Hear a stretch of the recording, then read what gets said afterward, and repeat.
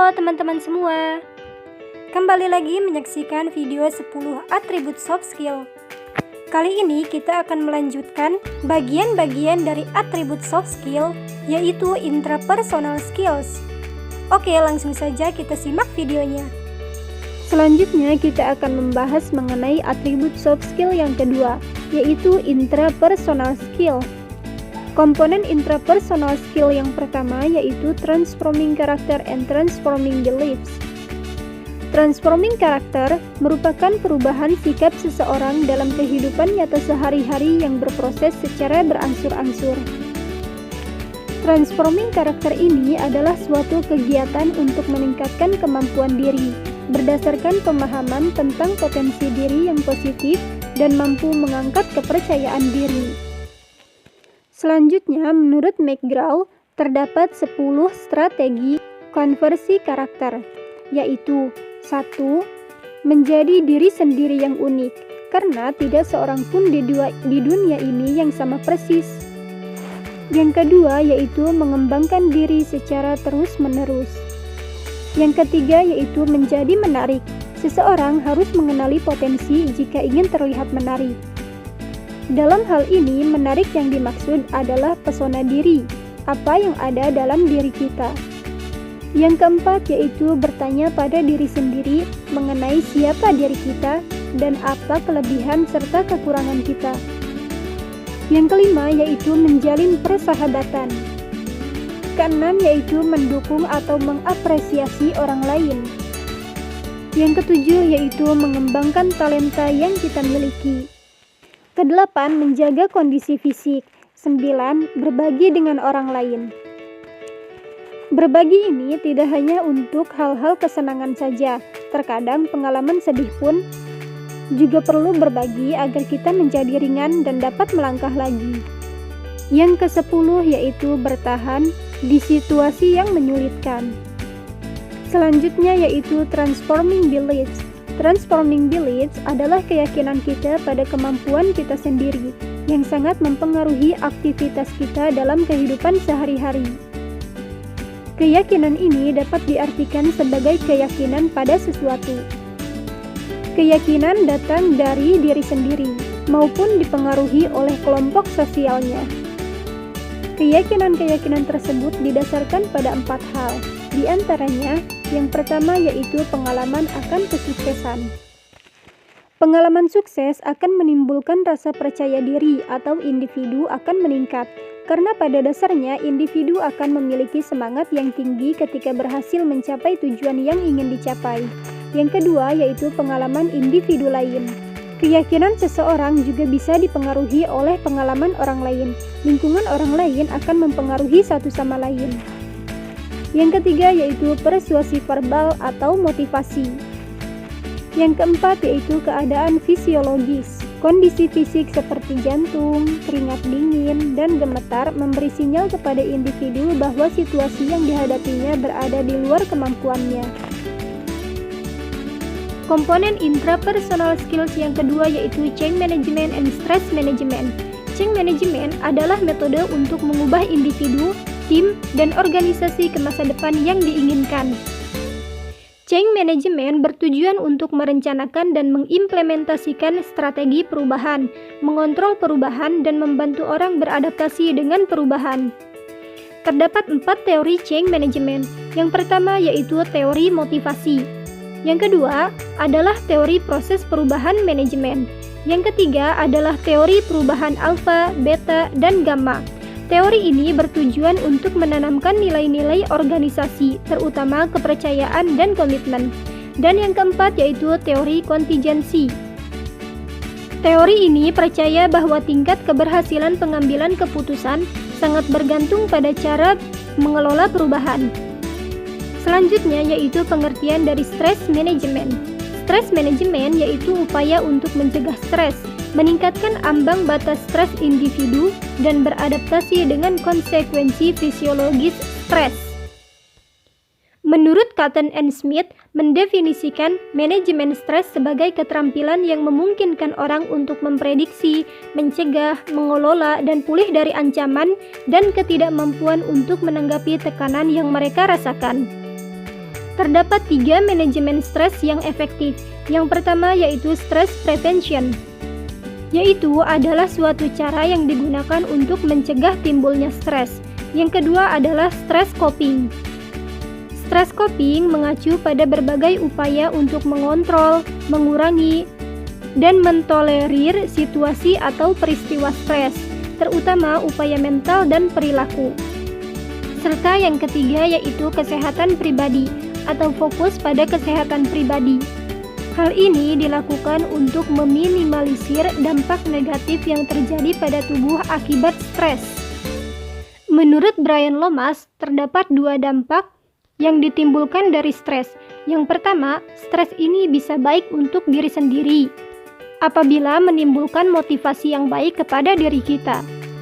Tetapi stres juga dapat tidak baik bagi diri sendiri.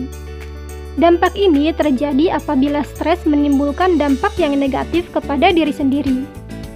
Oleh karena itu, penting bagi kita untuk dapat mengelola stres. Menurut Brian Lomas, terdapat 4 penyebab terjadinya stres. Yang pertama yaitu keluar dari kenyamanan. Yang kedua adalah tinggal di berbagai zona nyaman.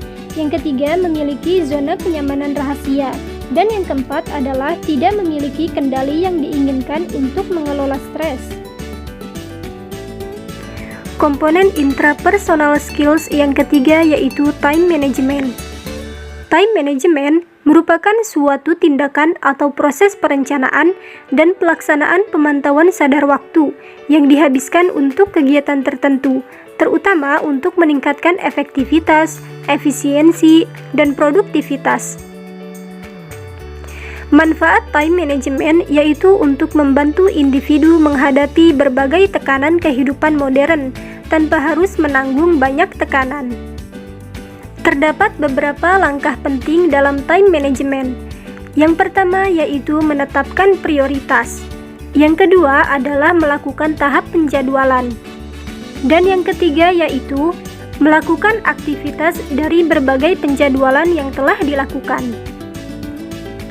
Selanjutnya yaitu faktor-faktor yang mempengaruhi efektivitas time management. Yang pertama adalah faktor kesehatan kondisi tubuh. Yang kedua adalah faktor keterampilan atau keahlian yang dimiliki. Dan yang ketiga adalah aktivitas yang dilakukan. Komponen intrapersonal skills yang keempat yaitu creative thinking, critical thinking, and analytic thinking. Menurut Sternberg, creative thinking adalah komponen sentral dari kecerdasan manusia dan bertanggung jawab atas banyak hal prestasi.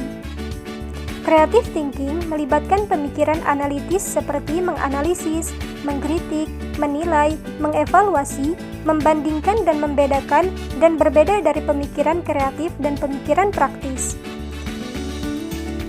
Sedangkan critical thinking adalah bentuk pemikiran yang unik dan bertujuan yang dipraktikkan secara sistematis dan terarah. Ciri-ciri critical thinking adalah berpikir mandiri, empati intelektual, keberanian, integritas, ketekunan, keyakinan pada alasan, serta tanggung jawab intelektual. Adapun analytic thinking adalah kemampuan dalam melihat masalah yang kemudian mencari ide dan konsekuensi untuk mendapatkan solusi yang tepat. Komponen intrapersonal skills yang kelima yaitu accelerated learning technique. Accelerated learning merupakan teknik belajar yang alami sesuai dengan gaya belajar siswa, sehingga belajar akan terasa lebih mudah dan lebih cepat. Accelerated learning menunjukkan kepada kita bagaimana mengingat dan memanggil kembali segala sesuatu dengan lebih mudah.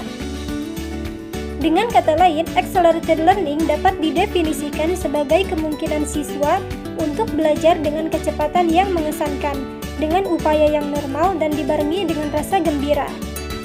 Terdapat 8 prinsip-prinsip dasar accelerated learning technique. Yang pertama adalah belajar melibatkan seluruh pikiran dan tubuh. Belajar tidak hanya menggunakan otak, tetapi juga melibatkan seluruh tubuh atau pikiran dengan segala emosi, indera, dan sarafnya. Yang kedua adalah belajar berkreasi. Belajar merupakan proses menciptakan pengetahuan, bukan hanya mengkonsumsi pengetahuan yang telah diciptakan. Yang ketiga yaitu kerjasama membantu proses belajar. belajar bersama selalu lebih baik hasilnya daripada belajar sendiri-sendiri. Karena kerjasama dapat menghilangkan hambatan mental akibat terbatasnya pengalaman dan cara pandang yang sempit. Yang keempat yaitu learning comes from doing the work itself. Seseorang harus diberdayakan agar mau dan mampu berbuat untuk memperkaya pengalaman belajarnya dengan meningkatkan interaksi dengan lingkungannya, baik lingkungan fisik, sosial, maupun budaya, sehingga mampu membangun pemahaman dan pengetahuannya terhadap dunia di sekitarnya. Prinsip yang kelima adalah pembelajaran berlangsung pada banyak tingkatan secara simultan. Belajar bukan hanya menangkap satu hal kecil pada satu waktu secara linier, melainkan menangkap banyak hal sekaligus. Prinsip yang keenam, yaitu hal-hal yang konkret akan lebih mudah ditangkap daripada yang abstrak. Karena itu, belajar memerlukan proses visualisasi. Yang ketujuh adalah belajar berasal dari mengerjakan pekerjaan itu sendiri. Belajar yang baik adalah belajar dalam konteks. Misalnya, ketika kita akan belajar untuk berenang, maka cara yang paling baik adalah dengan praktik berenang secara langsung. Dan yang kedelapan, emosi positif sangat membantu proses belajar. Emosi positif sangat besar pengaruhnya terhadap hasil belajar. Perasaan tertekan akan memperlambat proses percapaian belajar, begitupun sebaliknya. Belajar dalam suasana yang menyenangkan akan membantu proses pencapaian dan penguasaan materi. Selanjutnya yaitu strategi belajar cepat dengan accelerated learning. Terdapat 6 langkah dasar yang dapat diingat dengan mudah. Strategi ini merupakan singkatan dari kata master. Yang pertama adalah huruf M, yaitu motivating your mind atau memotivasi pikiran. Dalam memotivasi pikiran, seseorang harus berada dalam keadaan pikiran yang rileks, percaya diri, dan termotivasi. Yang kedua adalah huruf A, yaitu acquiring the information atau memperoleh informasi. Dalam belajar, seseorang harus mengambil, memperoleh, dan menyerap pelajaran yang dipelajari melalui cara yang paling sesuai dengan pembelajaran yang disukai. Yang ketiga adalah huruf S, yaitu searching out the meaning atau menyelidiki makna. Menanamkan informasi pada memori mengharuskan seseorang untuk menyelidiki makna seutuhnya secara seksama dengan mengeksplorasi bahan subjek yang bersangkutan. Yang keempat yaitu huruf T, yaitu triggering the memory atau memicu memori. Ada beberapa metode untuk mengingat informasi yang sederhana maupun yang kompleks agar dapat tersimpan dalam memori, yaitu mengulangi materi selama dan sesudah belajar, kemudian menciptakan memori multisensori, atau dapat juga dengan cara menciptakan akronim atau singkatan. Selain itu, dapat dengan cara menggunakan kartu belajar untuk rumus-rumus ilmiah atau kata-kata asing. Yang kelima yaitu huruf E, yaitu exhibiting what you know atau memamerkan apa yang kita ketahui. Untuk mengetahui bahwa seseorang telah paham dengan apa yang dipelajarinya dapat dilakukan dengan beberapa teknik, yaitu menguji diri sendiri, kemudian mempraktikkan apa yang dipelajari kepada teman, setelah itu menggunakan apa yang telah dipelajari, dan yang terakhir adalah mencari dukungan dari orang lain, baik itu orang tua maupun teman belajar.